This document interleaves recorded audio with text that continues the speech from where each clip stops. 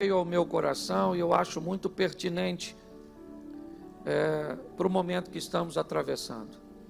Eu quero conversar com vocês sobre resistência. Na verdade, a caminhada cristã, ela não é uma prova de velocidade. Ela é uma prova que vai exigir de nós resistência. Porque ao longo da nossa caminhada, do tempo que vamos precisar cumprir nessa missão de vida, de atravessarmos essa história e essa oportunidade de vivermos que temos, nós precisamos entender que a resistência será o fator crucial. Então eu quero começar com a carta aos Hebreus, no capítulo 12, no verso de número 1, nós vamos receber 3 diretrizes que eu acho muito importante. Hebreus capítulo 12, verso 1 diz assim: portanto, nós também, que estamos rodeados de uma tão grande nuvem de testemunhas, deixemos todo o embaraço e o pecado que tão de perto nos rodeia, e corramos com paciência a carreira que nos está proposta, olhando para Jesus, o autor e consumador da fé, o qual pelo gozo lhe estava proposto, suportou a cruz, desprezando a afronta, assentou-se à destra do trono de Deus. Considerai, pois, aquele que suportou tais contradições dos pecadores contra si mesmo, para que não enfraqueçais, desfalecendo em vossos ânimos. Feche os seus olhos mais uma vez. Pai, te damos graças por tua palavra, que dela possamos retirar neste momento forças, vigor, para prosseguirmos na caminhada sem desfalecermos, sem desanimarmos. Em nome de Jesus, que teu Espírito Santo lhe seja, ou nos seja por companheiro, que os teus anjos possam estar indo à nossa frente. Te damos graças por tudo, ó Deus, e te pedimos, continua conosco, em o nome de Jesus. Amém. Glória a Deus. Eu queria trabalhar com vocês 3 instruções que recebemos nesses 3 versículos. O primeiro, ele diz que nós precisamos correr com paciência.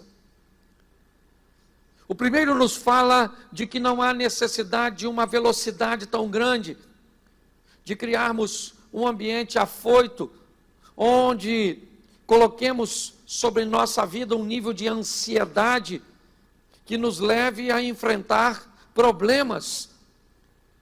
Porque se há uma prova de resistência, certamente o Usain Bolt não ganharia essa prova. Ele é um velocista, especialista em 100 e 50 metros.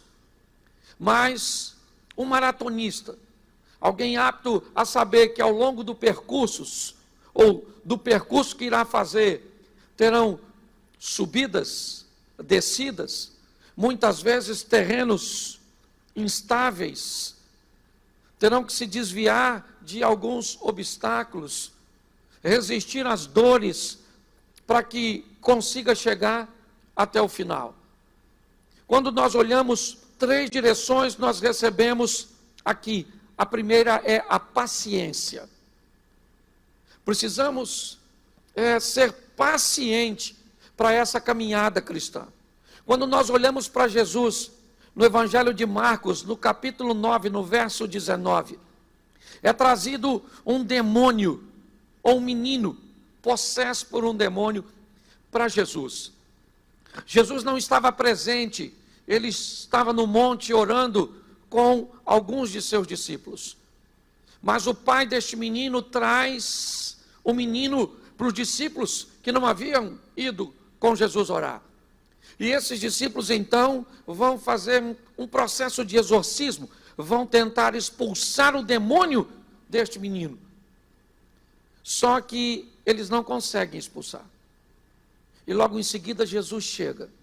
E quando o pai do menino diz o que aconteceu, Jesus diz assim: até quando eu vou continuar sofrendo? Até quando eu vou continuar convivendo com vocês?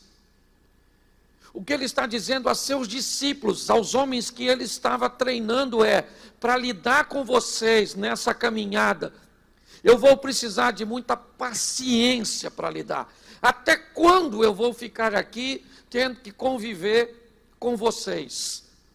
É muito importante nós entendermos isso. Na nossa caminhada cristã, em muitas situações, nós vamos precisar de muita paciência, senão nós vamos desfalecer, senão nós vamos esmorecer, senão nós vamos achar que o mal vai vencer no final e que tudo está cooperando para que o caos aconteça, e essa não é a verdade. Mas se nós não entendermos isso, se nós não tivermos paciência, nós vamos esmorecer. A segunda coisa que vemos é no verso 2, quando o versículo 2 diz assim: olhando para Jesus, autor e consumador da nossa fé. Preste atenção. Enquanto no verso 1 nós temos o posicionamento da paciência, no verso 2 nós temos o foco.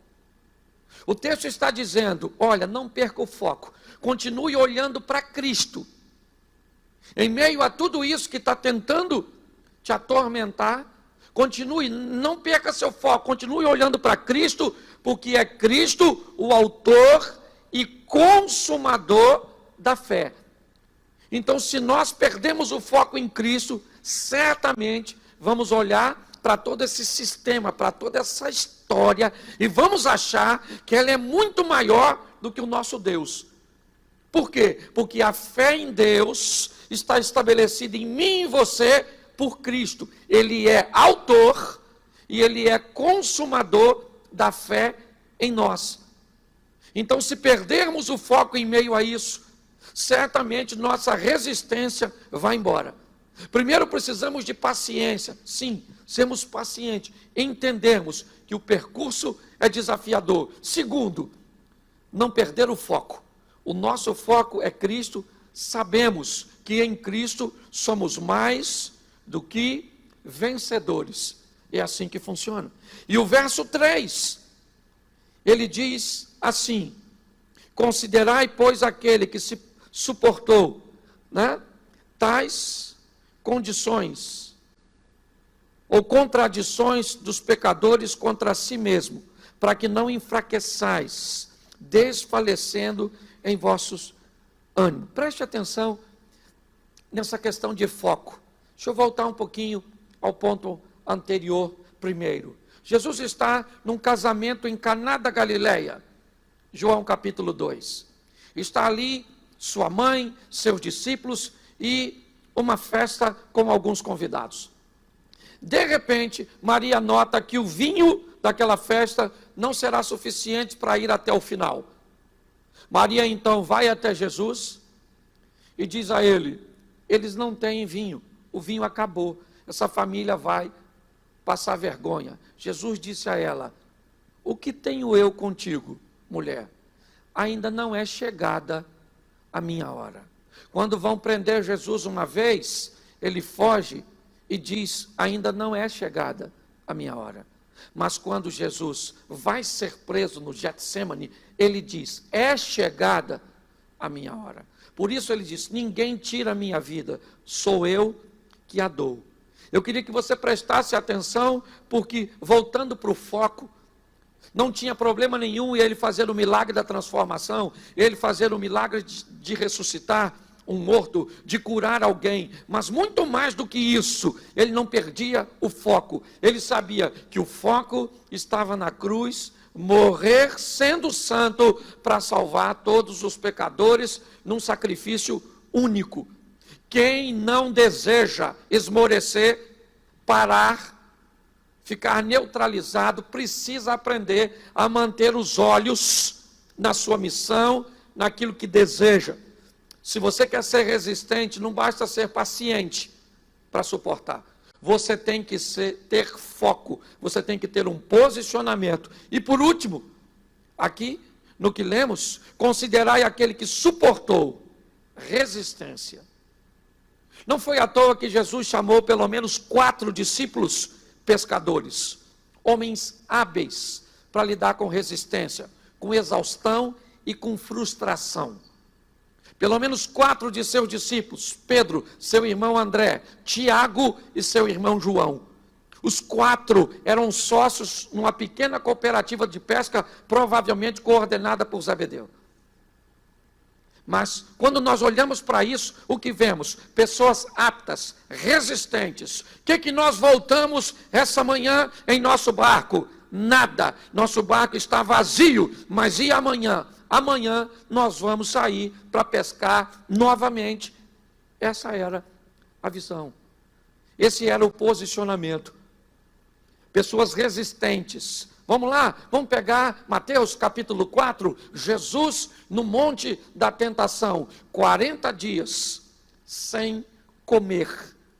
Ele teve fome, ele não estava sem beber 40 dias, cuidado com sua avaliação, certo? Ele estava sem comer 40 dias, e depois de 40 dias, ele está fraco, ele está com fome, e é baseado nessa fraqueza. Olha bem, é baseado nessa fraqueza física, nessa inanição física, que o diabo chega apresentando. Se tu és o Filho de Deus, primeira coisa que você vai descobrir, que se tu és o Filho de Deus, citado por Satanás, é um texto bíblico.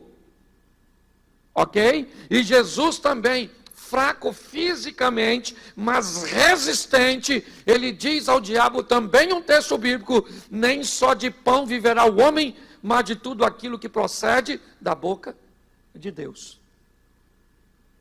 Quando nós olhamos, a próxima investida, ela é, lança-te daqui do pináculo, porque está escrito, olha o diabo usando, está escrito que aos teus anjos dará ordem a teu respeito e não vai acontecer nada contigo. E Jesus novamente, resistente, disse, mas também está escrito, não tentarás ao Senhor teu Deus. Depois do segundo argumento, me parece que o algoz de Satanás não tem mais argumento. Então ele sai do contexto bíblico, porque se depender de conhecimento bíblico, ele está perdido. Porque João disse que no princípio era o verbo, mas o verbo se tornou carne e habitou entre nós. O texto bíblico diz que tudo foi feito por ele, e sem ele nada do que foi feito se fez. E quando ele viu que não dava, ele tenta agir no ambiente carnal. Vamos evitar a dor e o desgaste, Jesus. Eu te dou todos esses reinos, ou tudo que está aí, se apenas você prostrado me adorar. Quando cessa o argumento bíblico de Satanás, Jesus ainda continua onde sempre esteve. Apartai-vos de mim. Somente ao Senhor Deus adorarás e somente a Ele servirás. 3-2 para Jesus. Deixa eu falar uma coisa para você. Resistência. Esse é o meu propósito de conversar com vocês hoje. Tiago capítulo de número 4, verso de número 7 diz, sujeitai-vos a Deus e resisti ao diabo e ele fugirá de vós. Preste atenção, vamos pegar o texto completo para não ficar complicado. Não diga que resistir o diabo é suficiente para vencê-lo. O texto diz, primeiro, sujeite-se a Deus, obedeça a Deus, seja resistente para colocar os valores e princípios de Deus na sua vida. Então você se sujeita a Deus, por quê? Numa batalha entre você e Satanás, eu e Satanás, inevitavelmente nós vamos ser destruídos, nós vamos ser aniquilados. Tentar resistir ao diabo sem estar sujeito a Deus é uma derrota certa, porque nós somos inferiores a ele. Mas quando o texto diz, Sujeite-se a Deus. Por quê? Porque isso me dará força, resistência, paciência, foco. E com Deus eu resisto ao diabo. Porque se ele me atacar, a Bíblia diz que o Senhor dará ordem aos seus anjos a meu respeito. Porque os anjos do Senhor estão acampados ao redor daquele que o teme e os livra. Quando nós olhamos para isso, é isso que vemos. Quando nós olhamos para Mateus 24:12, o texto diz assim: e por se multiplicar a iniquidade, o amor de muitos esfriará. Por se multiplicar a iniquidade na política, a iniquidade do nosso sistema de mídia e de divulgação, para aumentar a iniquidade no ambiente moral, familiar e, por que não dizer, até mesmo religioso. A iniquidade aumenta, com o aumento da iniquidade, o amor esfria. É assim que funciona. Nosso relacionamento com Deus é intenso, é aquecido, é próximo, mas conforme a iniquidade vai entrando na nossa vida, inevitavelmente o nosso amor vai esfriando pela Bíblia, vai esfriando pela oração, vai esfriando pela igreja, vai esfriando para com Deus. Inevitavelmente, nós começamos a encontrar respostas e argumentos para não sermos mais fiéis, para não virmos mais aos cultos. Nós temos toda essa estrutura, mas o verso 13 desse mesmo texto diz: mas aquele que perseverar até o fim será salvo. Olhe bem, ele diz que a iniquidade aumenta para quem? Para todos. E nesse ambiente de todos, o que acontece com alguns se esfriam, e o que acontece com outros perseveram. E aqueles que perseveram até o fim serão salvos. E o que se esfriaram? Aqueles que se esfriaram. É lógico que nós gostaríamos de colocar todo mundo nos braços de Deus. É muito difícil para um pastor, ou acredito para qualquer pessoa, botar alguém nos braços de Satanás. Eu nunca vi ninguém num velório, seja de uma pessoa de bem, ou seja de um salafrário, alguém dizer que aquele indivíduo foi para o inferno. Ninguém lança uma sentença dessa. Ali está toda a família, está a mãe, os irmãos e toda a estrutura daquela pessoa. Mas nós não somos tolos. E entendemos que a Bíblia está dizendo de uma forma muito clara. Ela diz: a iniquidade cresce. E cresceu. Está aí. Está em todos os lugares onde estamos vendo. E com o crescimento da iniquidade, o amor de muitos, mas não de todos. Isso é que é importante. Muita gente vai esfriar, mas como diz a carta aos Hebreus, nós não somos daquele que retrocedemos, nós somos daqueles que vamos adiante para a conservação da alma. O ambiente é hostil, é inóspito, é desafiador, é movediço, é caótico, mas nós vamos continuar crendo, porque nós vamos perseverar até o fim, porque nós não abrimos mão daquele sangue derramado na cruz para mudar a nossa história e colocar o nosso nome escrito no livro da vida. Quando nós olhamos para isso, o que nós vemos? Vemos 1 Tessalonicenses, capítulo 5, verso 23. O mesmo Deus de paz vos santifique em tudo, e todo o vosso espírito, alma e corpo sejam plenamente conservados, irrepreensíveis para a vinda de nosso Senhor Jesus Cristo. Nesse ambiente que temos, precisamos de resistência. E eu acho, nós estávamos conversando isso esses dias, de que o título do ano, o ano do reconhecimento, nunca foi tão apropriado, para o momento. Nós estabelecemos ele no início de janeiro, onde essa estrutura toda não estava acontecendo ainda. Mas mostrar que nesse ambiente, nós vamos reconhecer que Deus está onde sempre esteve, que é quem sempre foi para nós, é algo de muita expressão. Quando nós olhamos aqui, o texto diz corpo, alma e espírito. Hoje, se pessoas não estiverem ou não tiverem resistência nas 4 áreas que eu vou falar, elas provavelmente vão ter grandes prejuízos. Se você não for resistente hoje na área financeiro,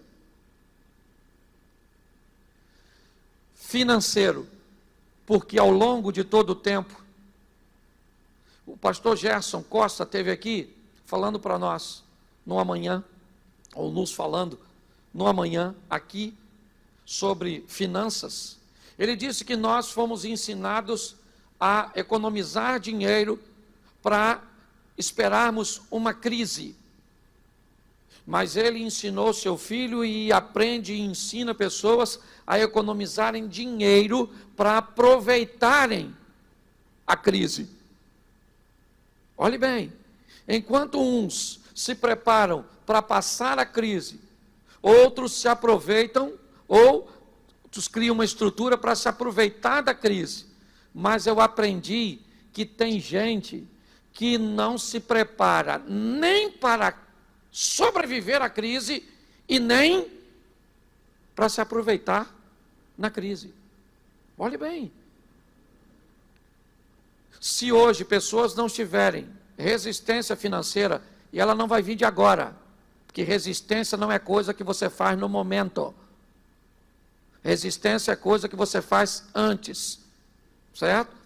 Ninguém vai chegar aqui agora e vai levantar 200 quilos, pelo menos nenhum de nós, acredito eu, porque alguém, para começar, para levantar 200 quilos, vai ter que levantar 30, vai ter que levantar 50, vai ter que levantar 70, vai ter que levantar 100, ele vai ter que desenvolver uma resistência. Hoje, pessoas, inevitavelmente, se não conseguiu montar ao longo de toda a sua vida, seja ela de 20, 30, 40, 50, uma resistência financeira, a grande maioria de nós achamos que a crise nunca vai chegar, e que se ela chegar, ela só chega para os infiéis, e não para os fiéis. Talvez hoje, nós tenhamos ou estejamos vendo isso de uma forma muito enfática. A Bíblia diz que o sol nasce para o justo e para o injusto, a chuva cai para o justo e para o injusto. Quando nós olhamos para essa percepção, descobrimos que o fiel perde emprego e o infiel também. O infiel sofre um acidente e o fiel também. Quando nós olhamos para esse ambiente, precisamos criarmos uma preparação. E essa preparação é algo que muitas pessoas, eles não se preocupam. Então hoje, famílias que não criaram uma resistência financeira, econômica, e muitos deles não criam, porque acham que economizar 50, 100 reais por mês não é nada.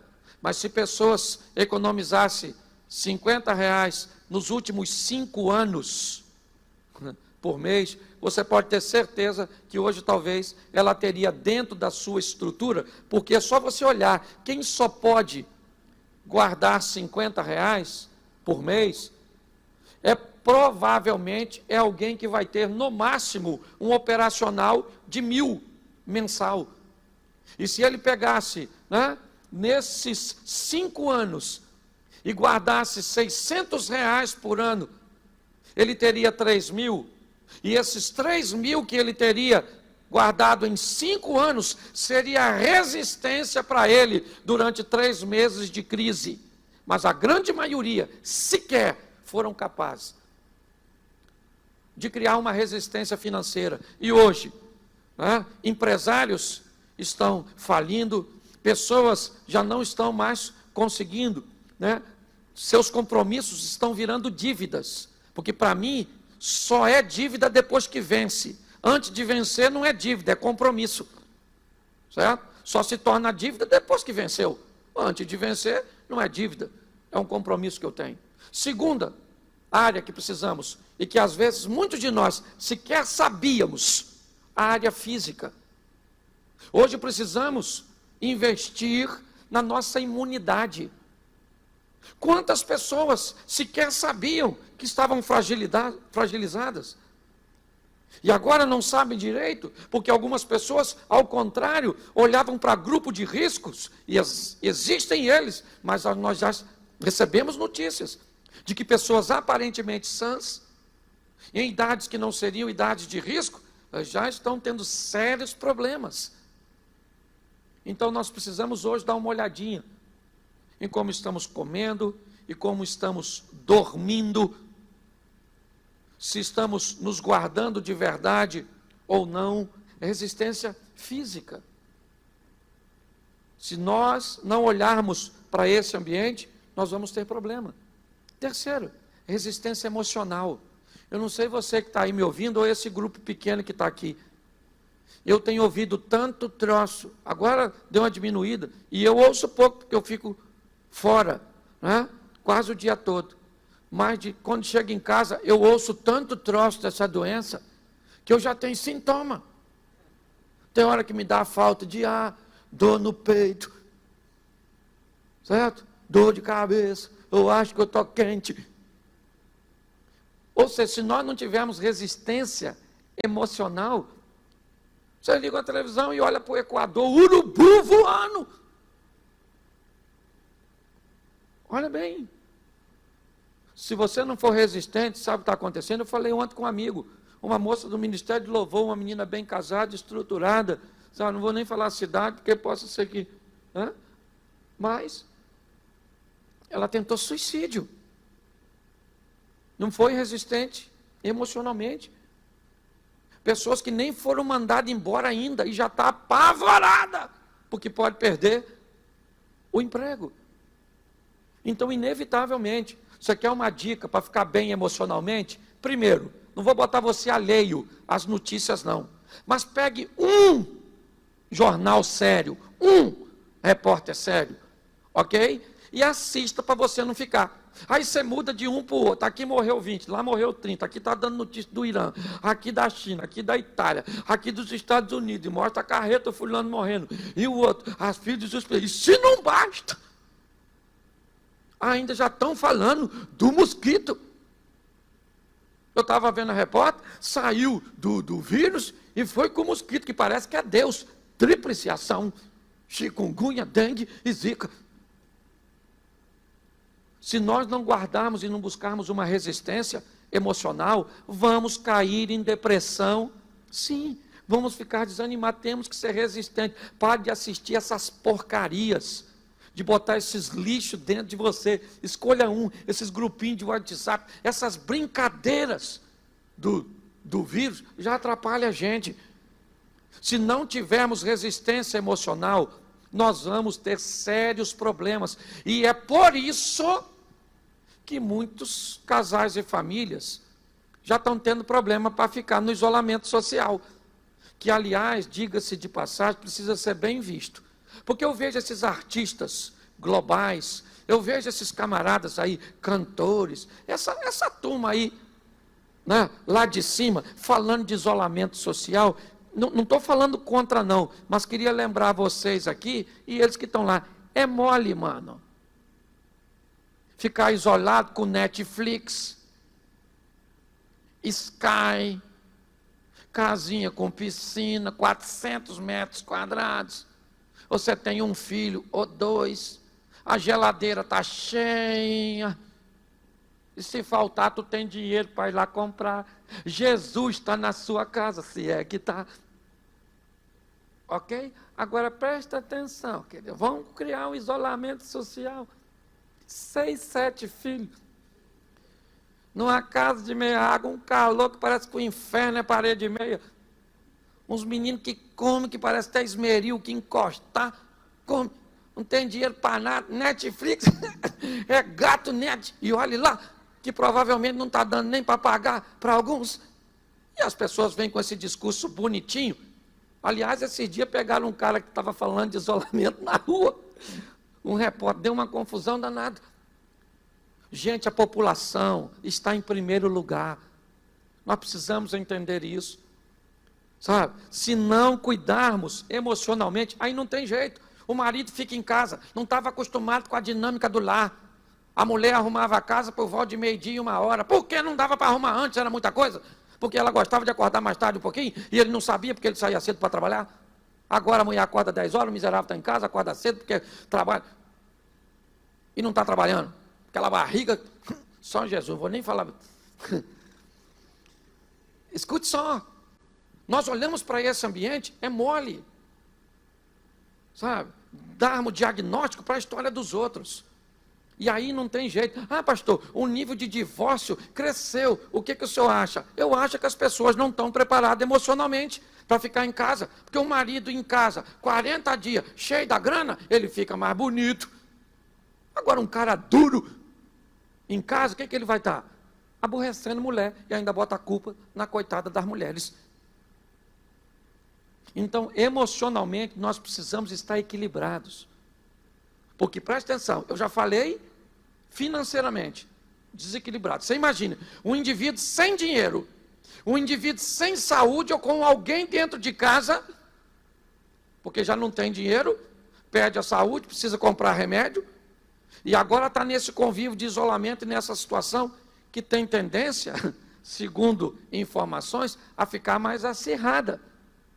Né? Me disseram ontem, eu não sei porque você não sabe o que é fake e o que não é, que já já nós vamos ser proibidos de sair de casa sem máscara. Eu não sei se você ouviu falar isso, mas eu ouvi. Aí ontem alguém na minha live perguntou, pastor, olha só, eu estou sem pintar o cabelo, estou horrorosa. Meu marido já está botando defeito em mim, o que eu faço? Falei, minha filha, além da máscara, bota uma touca. Mas arruma um jeito, porque a crise está para todo mundo, querido.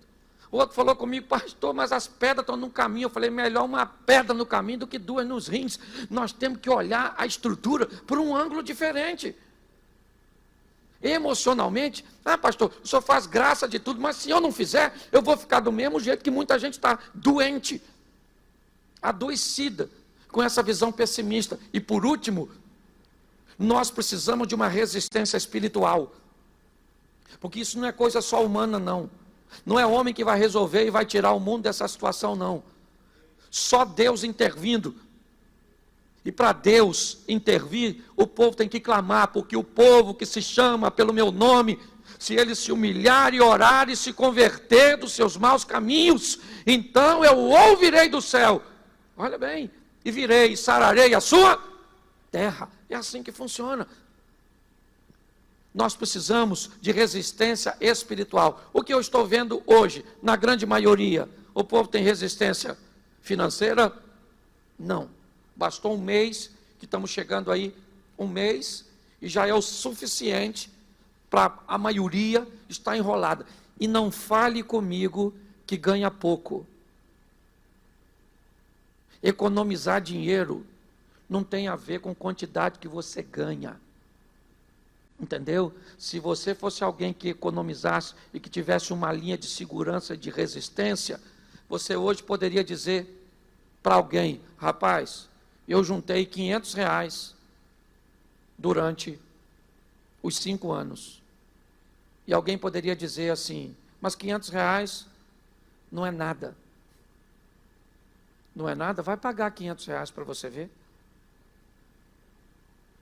Então, muita gente hoje não tinha e não tem resistência financeira, não tem resistência física no que diz respeito a doenças, não tem resistência emocional, está nesse emaranhado de emoções totalmente distorcidas, criando confusões dentro de seus lares, e não tem resistência espiritual. Se nós buscarmos agora, talvez, o mais difícil seja o financeiro. Mas hoje você pode mudar seu foco, olhar e dizer, eu vou criar uma resistência emocional. Como? Parando de ouvir todas essas coisas negativas, de conversar com todas essas pessoas que muitas vezes estão dentro da nossa própria casa, mas impregnada por essas informações, só falam de caos.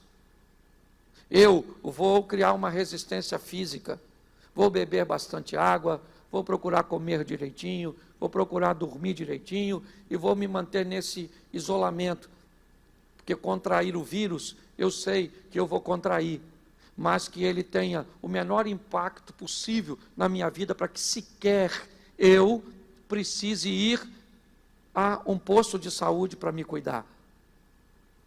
E principalmente, ter as minhas emoções resistentes para lidar com o ambiente de casa, que eu não estou acostumado a lidar, com o marido em casa, que você não estava acostumado para lidar, com os filhos em casa, porque está todo mundo em casa. Antigamente o marido estava de férias, os filhos estavam no colégio. Os filhos estavam de férias, o marido estava no colégio. Ou o marido estava trabalhando. Hoje, os filhos estão em casa, o marido está em casa, a mulher está em casa, ninguém tem dinheiro ainda. Vemos esse ambiente de saúde e olhamos para essa situação emocional. Ah, pastor, mas eu não tenho força para nada, sabe? O senhor falando disso, eu cheguei à conclusão que eu não tenho resistência nenhuma financeira, nem física e nem emocional. Então faz o seguinte, começa pela espiritual. Pegue Deus e leve para a sua vida de verdade. E fale para Ele: Senhor, eu vou me sujeitar ao Senhor, como disse Tiago. E sujeitando-me ao Senhor, eu sei que a minha vida vai para uma outra esfera. Vai me dar resistência para superar tudo isso. Que Deus possa estar abençoando você, sua casa, você que está aqui conosco. Não leve isso para o pessoal. Tem gente dizendo: a minha empresa, o meu casamento. Não, nós estamos vivendo uma crise global. É assim que funciona. E precisamos ter resistência para superar tudo isso. E a nossa força está em Deus. Ele sempre mostrou isso. Ah, Josué, você vai enfrentar um inimigo, então vamos embora, Senhor, vamos botar meus soldados. Eu não quero soldado na frente, coloca os levitas. Mas preste atenção, os homens estão vindo com escudo, espada, lança, eles estão vindo armados. Pois é, Josafá, manda o povo louvar na frente, porque essa batalha, vocês não precisam guerrear, eu vou entrar na batalha. E eu vou vencer. Gideão, vamos embora, vamos lá. Com toda essa multidão? Não vai dar, Gideão. Vamos fazer o seguinte, vamos só com 300. Mas com 300 nós não vamos vencer. Pois é exatamente isso, Gideão. Não é você que vai vencer, sou eu que vou dar a vitória. Para você não achar que a vitória é das suas mãos, eu vou, com esse grupinho pequeno, que vocês sabem que é impossível vocês vencerem, vocês vão vencer, porque a vitória não é pelo braço de vocês, é pela minha força. Gente, coloque isso na sua vida. Posicione-se de uma forma que você torne-se alguém resistente em todas essas áreas da sua vida. E se hoje você acha que não encontra força para conseguir ir atrás do dinheiro, até porque ele está escasso, através da saúde, porque os postos estão cheios e vai ficar difícil se alimentar bem, porque a despensa está vazia. Se a única coisa que você tem é as conversas e aquilo que ouve de forma negativa, pois essas 3 áreas estão ruins, vai para a 4ª. Você tem uma Bíblia, você tem um joelho, provavelmente ainda te sobrou um local, que é dentro de casa, fora de casa, um banheiro fechado, porque talvez seja o único lugar onde você encontre privacidade num ambiente pequeno. Chega lá, dobra seu joelho, bota a boca no pó e clama a Deus. Mas não perca a resistência, porque todas as promessas, as igrejas do Apocalipse, são condicionadas a apenas um grupo de pessoas, os vencedores. Ali não tem promessa para quem perder, nem para quem empatar. Que Deus possa abençoar a sua casa, a sua família. Hoje inicia-se uma semana, hoje, domingo, 1º dia da semana. Amanhã já é o 2º. Que hoje comece para você uma semana de vitória, de céus abertos para a sua casa, para a sua família, para os seus negócios. Eu queria que todos fechassem os seus olhos, vamos orar ao Senhor. Pai, te damos graças. Graças porque o Senhor é bondoso, é misericordioso, nos avisou de tudo isso que estaria acontecendo já há muito tempo. E muitos de nós chegamos aqui, ó Deus, despreparados emocionalmente, despreparados financeiramente, fisicamente, espiritualmente, mas o Senhor é longânimo, benigno, continua conosco, Pai, nos dê força para superarmos todas essas adversidades.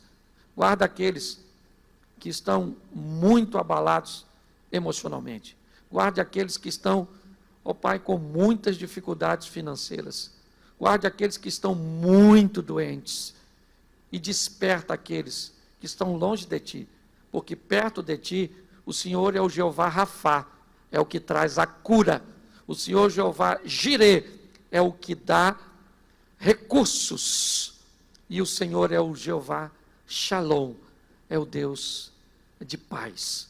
Por isso, Senhor, continua conosco, porque é só em Ti que nós podemos confiar. Fica conosco, Senhor, em o nome de Jesus.